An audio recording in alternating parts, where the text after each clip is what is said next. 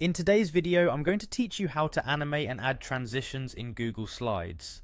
Before we dive into the process, ensure you're on a device with internet access. Let's get started with these steps and make your presentations visually captivating. First, head over to Google Slides by navigating to your web browser and typing in Google Slides or using the direct link to the Google Slides homepage.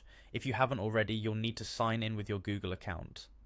Signing in is crucial because it not only gives you access to create and edit presentations, but also automatically saves your work in your Google Drive.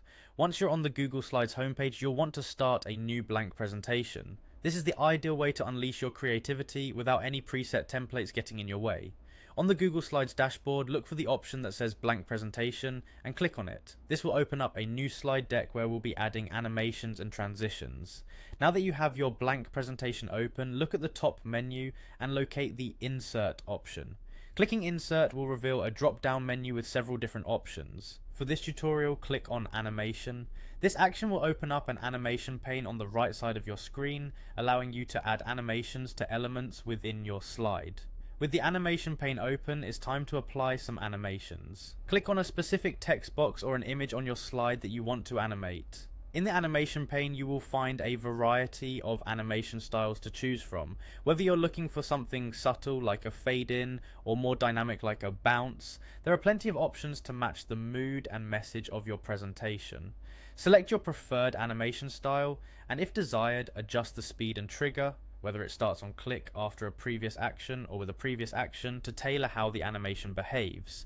Next, let's add transitions between slides. Transitions add that extra polish by controlling how one slide moves to the next.